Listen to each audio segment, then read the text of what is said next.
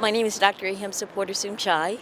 In 2003, I founded the Radiological Subcommittee of the Hunters Point Shipyard Restoration Advisory Board, and I've been involved as the Health and Environmental Science Editor of the SF Bayview newspaper in the oversight of the cleanup and the development of the site. Before that, I served as the attending physician in charge of the Persian Gulf Agent Orange Ionizing Radiation Registry for the Palo Alto Veterans Administration. That's the nation's largest toxic registry. And my dad, who was a shipyard worker, his contributing cause of death was asbestosis. So my concerns are that when the Hunters Point Shipyard Development Plan was approved and when the Bayview Candlestick environmental impact reports were approved, it was identified that there were unmitigated environmental impacts due to exposure to particulates and volatile organic compounds and substances like asbestos that are both naturally occurring and a side effect of the shipyard's development. So what's happening with these records that are being destroyed is that we have the potential for known community and worker exposures to go unaddressed by regulatory agencies. Right now, we're looking at a situation in which fraudulent soil samples were collected at the shipyard that were radiation contaminated, and for a 5-year window, the community and workers were exposed. So the air district, the Bay Area Air Quality Management District, which, by the way, I have contacted a number of times on behalf of community exposures to astronomical levels of asbestos. This body is acting to protect itself in the face of well-documented environmental impact reports that identify that there are very, very real risks to human exposure to environmental impacts, especially in the Southeast community development. And there have been a number of whistleblowers who have been retaliated against, Test America and also Tetra Tech. And what is the issue of workers doing their job and trying to protect residents? And here at the agency, do you think that there should be criminal prosecution of these managers who ordered people to destroy these legal documents?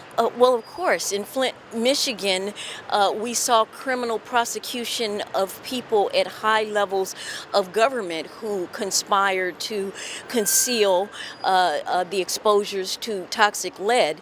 And in our situation here in San Francisco, California, we have proven community exposures to toxic air contaminants, to radionuclides that have not been addressed from the standpoint of the legal criminal vulnerabilities and potential for recoveries that we're seeing. But beyond that, we have health and environmental impacts that are going to be of greater magnitude, especially as we're dealing with climate change and we're dealing with a presidential administration that plans to radically reduce funding to regulatory agencies like the Environmental Protection Agency. Now, there are a large number of children who have asthma. I mean, there's a radical health effect on many people, thousands and thousands, and particularly a minority, African American, Latino, in these areas. These toxic dump site areas or hazardous areas. What has been done to protect them from these toxic releases and the dangers? Unfortunately, in addition to the problems that we're seeing here at the Bay Area Air Quality Management District, we also have a documented track record of monitoring the San Francisco Department of Public Health. In fact, there was a grand jury report that identified that there was collusion between the health department and the major developer, Lennar, in minimizing the impacts of exposure. So there are programs in the schools that attempt to reach out to children and to monitor children, but we know that particulates are linked not only to triggering asthma, they're also linked to triggering a heart attack and other cardiopulmonary diseases, in addition to their link to cancer. And there are other volatile organic compounds like diesel, benzene, toluene that have been documented to be present in concentrations that are very, very dangerous. So we need to be very, very alert. I actually contacted the White House about a report that documented the schools that were in proximity to the development and the high risk of asthma seen in those schools in Bayview. And Mrs. Obama came out to San Francisco and attended one of those schools named Charles Drew early in the Obama administration. And so I know that there is concern and there is, human investment in protecting these kids.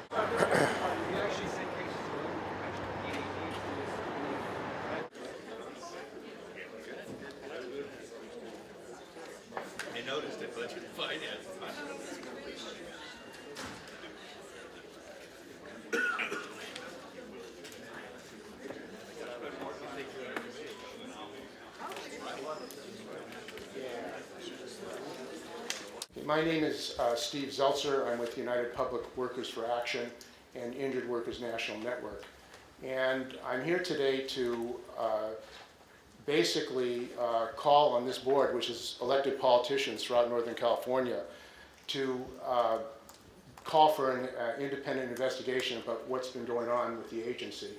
As everyone knows here, two workers here at this agency, the manager of records, Michael Bachmann, and Sarah Steele, who was hired, contract worker, hired to take care of the documents that were being transferred, were discovered that the documents were being destroyed by the agency. And this is a serious legal matter because these documents are required by lawyers, by settlement agreements, to show the record of companies that pollute in the Bay Area, pollution and hazards.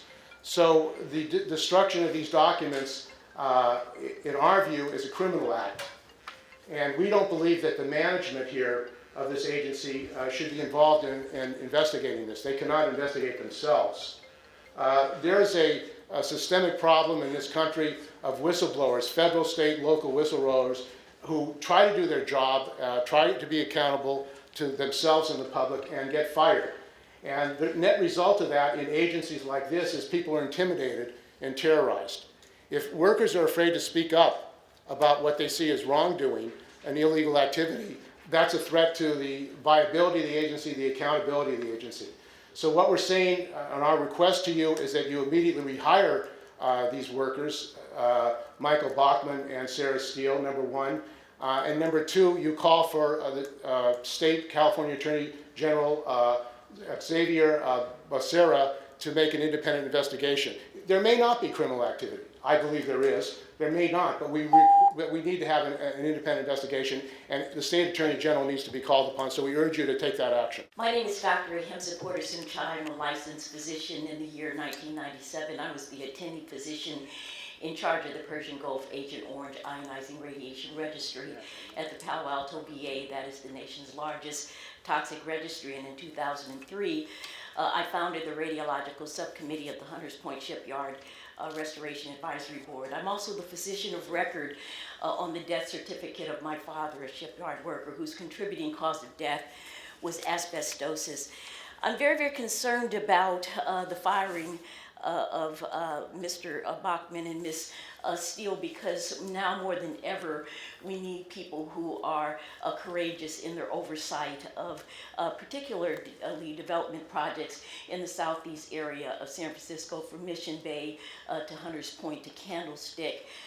The development plan environmental impact reports for these projects I contributed to. I am a member of the public comment for these projects, and they identified numerous unmitigable environmental impacts due to exposure to particulates, volatile organic compounds.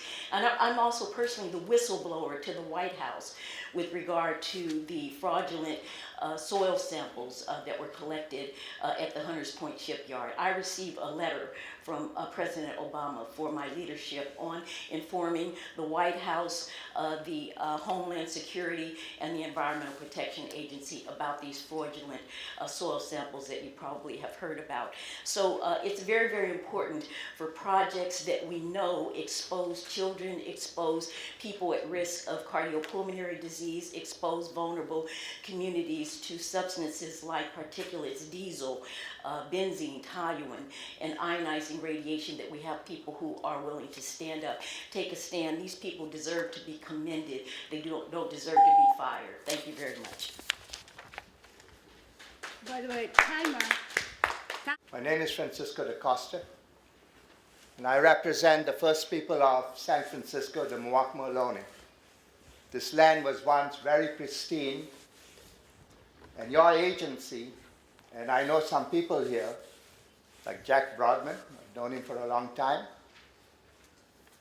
and I've known some of the directors here who know my work when it comes to environmental issues.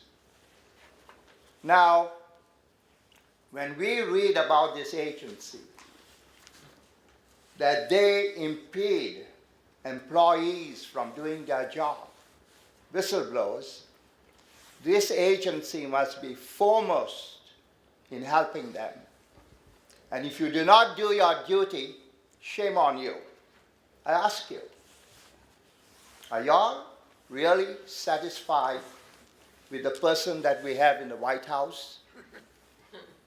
Do y'all want to be associated with the type of behavior this man purports, saying one thing and doing another? On Hunters Point, we had a rogue developer, Lennar Urban. Now they have another company,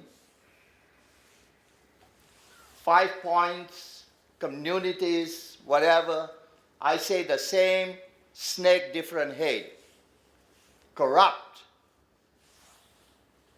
The Bay Area Air Quality Management District, when I was there, we reported about high levels of asbestos structures.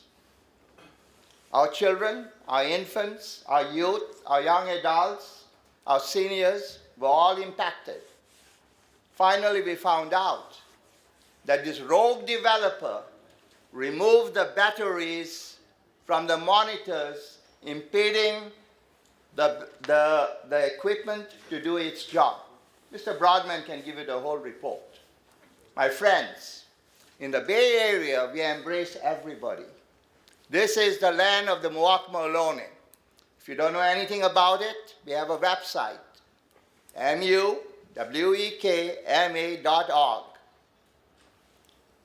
I plead with you, be decent, be stellar, be astute, but most importantly, have your heart in the right place to do the right thing. My name is Dan Berman, and I've been involved in worker health and safety issues since before OSHA existed. And I've published a book called Death on the Job, for which I'm writing a sequel. And I'm very interested in environmental matters too. I published a book called Who Owns the Sun? And we had a foreword by the now disgraced Ralph Nader. That is, the Democrats consider him a disgrace. My point is, if workers and whistleblowers are not protected, you might as well not have an agency. And in the case of, for example, Darrell Whitman, who was the whistleblower from the Whistleblower Protection Program, Region 9 of the Occupational Safety and Health Administration, was fired when he pushed too hard to protect workers who'd been let go or fired or disciplined for criticizing health and safety practices at their workplaces. Now, Darrell Whitman took his case all the way to the Secretary of Labor. Maybe you've heard this name, Thomas Perez. Okay? The Secretary of Labor didn't want to deal with it, and then said that, just walked away from him. But under Section 11C of the OSHA Act, you're supposed to be protected. Only 2% of the people who file these complaints actually are found to have a basis in fact. Now, California has Democrats from top to bottom that control the legislature and the assembly. If they can't do better than the Department of Labor and other groups in protecting people who file OSHA complaints, or I'm sorry, who expose malfeasance inside the agency, then you might as well hang it up and go home and get by doing something else, maybe sell shoes or something. Okay, that's my main point. And with this new administration in the White House and both sides, California has a chance to really show the world how it should be done. And we've done so many wonderful things. I have PV panels up on my house, and we started a campaign to replace Pacific Gas and Electric with SMUD. We were beaten. Our friends at PG&E spent $14 million to beat us in a local election 11 years ago, but that's show business. We play by the rules. Anyway, I hope you have the courage to restore these people, Michael Bachmann and Sarah Steele. My name is Albert Kiefner with the Alameda Interfaith Climate Action Network, and I'm here to file a complaint. The records that were destroyed involve complaints, notices of violations, and settlements. And this has to do with one of the complaints that was destroyed, the one that Michael Bachmann mentioned in '91 for the acid plant at Tesoro refinery, or Tosca refinery, which is now Tesoro refinery. I was out at the Martinez VA outpatient clinic yesterday for an audiology appointment. I'm missing a hearing aid, and so I hope I can hear whatever you guys have to say. When I got outside, I noticed that my skin was burning, my nose was burning, and I looked up, and I could see the full broadside of what is now the Tesoro refinery. And it was an acid feeling. And I saw at least one of the 31 stacks that I counted, a big plume of smoke coming off of it. And I looked at it for a while, and I turned around and walked around. I was a little quavering on my feet.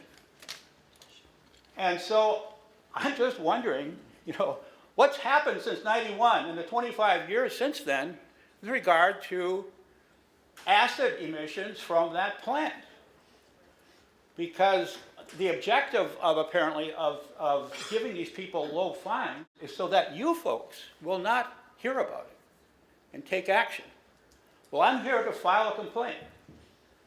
And I want a notice of violation and a settlement agreement and all that. I want to see it all.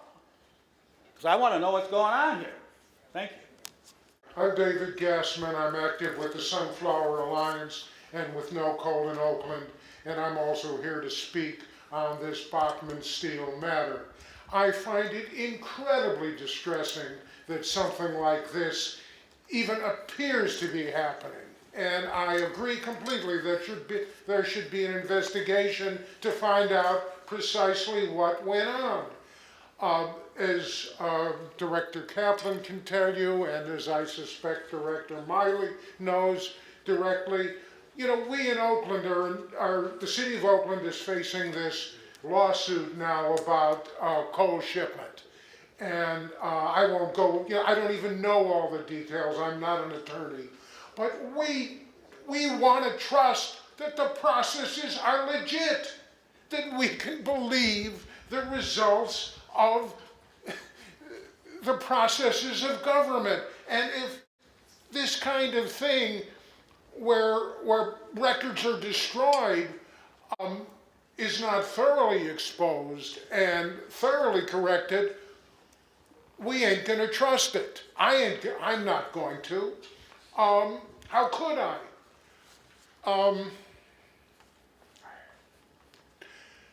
You know, we're seeing the EPA now being faced with serious budget cuts.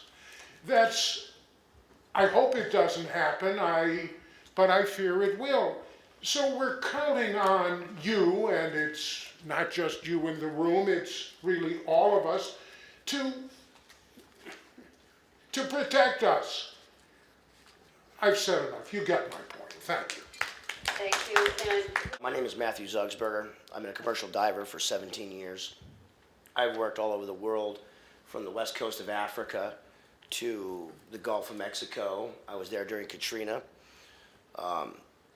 Recently, I started a project out here at Drake's Tesoro, the oyster farm that was being removed. Early in October, I reported to my supervisors the discharge of CCA, chromated copper, arsenic, and also creosote, grade 3, into the environment, the seal habitat. I received grade 3 chemical burns in which I was treated. At that point, I also complained and requested a review of the payroll schedule under Davis-Bacon. Found out we were misclassified. I went to OSHA. I did the appropriate things. I went from my supervisor to the project manager to National Park Service, and all the way down the line. I eventually ended up filing a complaint with the Department of the Interior Office of the Inspector General, who immediately turned the investigation to be done internally by NPS. I found this to be a conflict of interest. As of yesterday, they actually missed their deadline for the second time of responding to OIG. On January 3rd, I wrote a letter to the Secretary, Sally Jewell, of the U.S. Department of the Interior. It is still yet to be responded to. Within several days of my complaint to Department of the Office of the Inspector General, I was terminated from my project. I filed a complaint with OSHA whistleblowers program. They investigated. The contractor received 13 serious citations on site, 4 of which should have been willful. When I confronted OSHA about this, they went back and they did issue the other 2 citations for commercial diving, but later after the fact, they redacted those 2 commercial diving citations and failed to inform me. When I demanded an explanation, they refused to give it to me. Well, thank you for your time. Have the information to comment on the substance of the allegations that have been in the press and that the public is commenting on, but scheduling questions are always in order. So let me just ask if we plan to schedule, and that I would like us to schedule a report on the allegations. We're going from the 14th item on to closed session. Okay, so we will have an opportunity to discuss it. Yes. Okay, thank you, and thank you to everyone. It's Matthew Zugsberger. And you spoke here today, Matthew, about your struggle for being a whistleblower, your protection for whistleblowers. What happened with you in trying to get the truth out about what was going on in your job with the... My situation is probably not unique. It's probably very systemic. I did my complaints to the OSHA Division 9 in Oakland, to Amber Rose. I explained my concerns of the job site. I explained the things I believe that were illegal. I even quoted the actual CFR to the OSHA investigator. The OSHA investigator at that point essentially argued with me and said that my interpretation of that CFR was completely inadequate due to the fact that I was not on air. I said to them, well, according to Steve Butler in Washington, D.C., OSHA's top diving personnel management officer, that I should have never been forced to free dive in general. It's against the United States Army Corps of Engineers dive manual. It's against actually the own National Park Service's own dive manual. They refused to issue a citation under 29 CFR 1910 subpart T 401 through 440. I quickly pointed out that there was actually proof that I did dive on air. They went back out to the site. They spoke to Jack Williams of the National Park Service. They spoke to Jason Longshore, the contract officer of the National Park Service. They spoke to the prime contractor, T.L. Peterson, the subcontractor, Galindo Construction. And every person on that list denied emphatically that at any time that I was ever on air. Well, a few days later, a voicemail pops up, a recorded voicemail left by Lisa Galindo of Galindo Construction, clearly stating that on the first day Matthew Zugsberger did dive on air and there was not a qualified dive team on site. They, at that point, Amber Rose felt compelled to go down and reissue the citation for diving. Once that citation was issued, she redacted it. I made a formal protest, and I'm still yet to hear about, I spoke with Mark Marchone. So OSHA, I mean, this is about protecting you as a whistleblower, but also your life could have been in danger as a result of what was happening. It was deemed as an imminent, serious suffocation hazard, and I do have those citations with me. There was a total of 13 issued, 2 are redacted, and I'm fighting to have those 2 reinstated. And OSHA is supposed to protect whistleblowers. You say that you've been retaliated against, terminated because you're a whistleblower. Yes. Why are you having to go through this big process to protect your rights as a whistleblower, to protect your health and safety and other divers? I think this problem stems from the management of OSHA and also the management of the OSHA whistleblower program here, in maybe nationwide, but I can only say for Region 9 I've dealt with. But they have bent over backwards to assist the contractor. Out of all the citations that were issued, $0 in fines on any of them. 13 serious citations, $0 in fines. I protested against that. She said under Action 51 that they weren't subject to these fines. And I said, okay, well, 4 of these were willful. She denied that. That's when they turned around and they withdrew those citations. I'm appealing that right now. When I also filed with the OSHA whistleblower program, Jolene Dunn, my investigator, I gave her all the evidence, clearly showing how that the retaliatory steps were taken against me. She said, I disagree with you. You were not fired because you blew the whistle. Your employer didn't know that you called OSHA on him, even though I was the only person who could have, and that I was terminated because I failed to show up for work, even though the employer clearly would not respond to my stipulated, what time do I start work? There was an OSHA investigator, Lisa Treecarton, who overheard the conversation of the time I was supposed to return to work, and since then she's refused to acknowledge that. Would you say that OSHA and the Whistleblower Protection Program have been captured by these companies they're supposed to regulate? Oh, absolutely. I'm just surprised they don't receive a secondary paycheck from these employers. What does it say about protection of workers in this country who try to do their jobs, try to be conscientious, and then get punished, really, for doing their job and standing up for their health and safety rights? From my understanding, under the 11C program, a whistleblower has protections against retaliation. He has protections against, public defamation. He has protections against loss of pay. None of which I've received. In fact, to this day, my contractor has publicly gone on the record to news agencies and called me a liar.